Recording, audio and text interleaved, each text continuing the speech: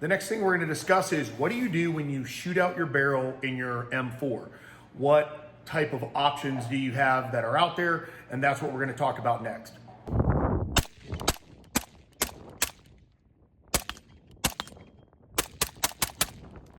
So for me, what exactly does it mean my barrel's shot out? Well, when my guns start producing a 2 to 3 inch group, I know they're not doing well.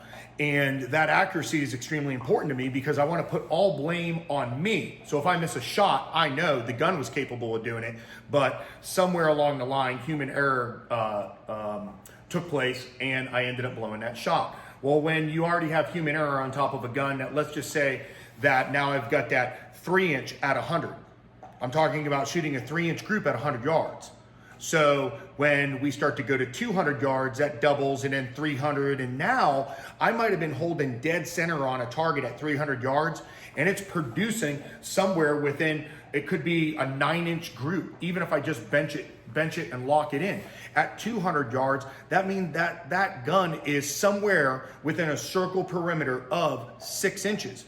So if I see my red dot or my crosshairs are on the shoulder area of a target and I pull the trigger, it may or may not be there. So for me, what I start to look at is once those groups are being produced that are that big, it's time to get a new barrel.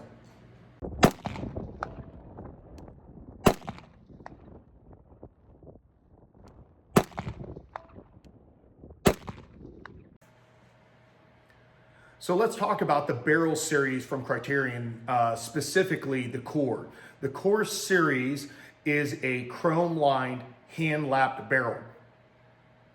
It runs a 223 wild chamber, which means that it'll shoot 223 and it will also shoot 5.56. Now, this chrome lined hand-lapped barrel kind of surprises me. I've had two 11.5s changed out, and I've had a 14.5 changed out as well. So I can only speak from those two barrel lengths. I'm really surprised because most of the barrels that I generally get really good accuracy out of are stainless. And this is obviously not a stainless barrel. What kind of groups am I getting? Well, if I bench a gun and lock it in with 55 grain Ruag, I'm pretty much getting a same hole gun or a quarter, and that's at 50. At 100, I'm under a half. If I shoot match grade ammunition, I'm gonna be even better than that.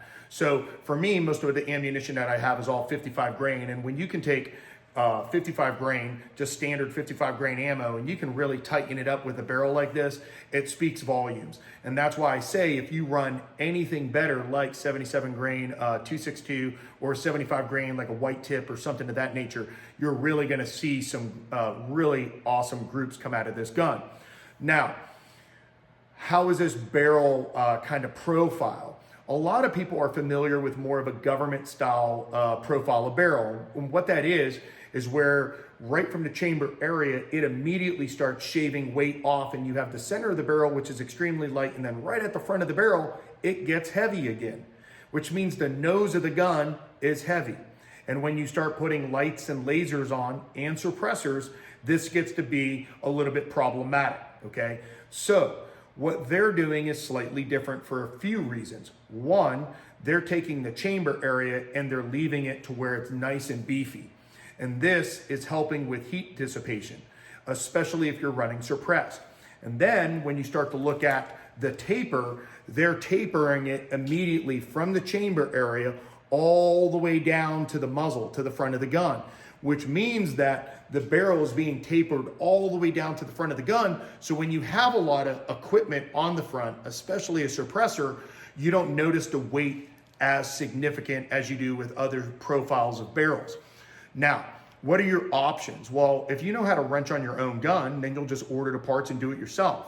However, if you contact them because you don't know how to do it, they will guide you to the right types of gunsmiths that'll put it together for you.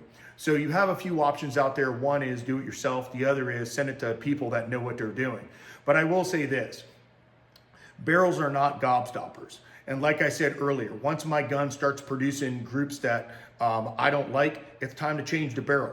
But I would also recommend don't just change the barrel, but you also have to head space it and do a few other things as well. So It's an option out there for you. I know they took my SR25, which was a 308 version, and they changed that into a 6.5 Creedmoor, and that thing's a tack driver. I can't even measure it at 100 yards. So from their 5.56, or in this case, their 223 Wild Chamber line, to 6.5 Creedmoor that I'm shooting out of an SR25, they've been producing great barrels, amazing barrels for a while now.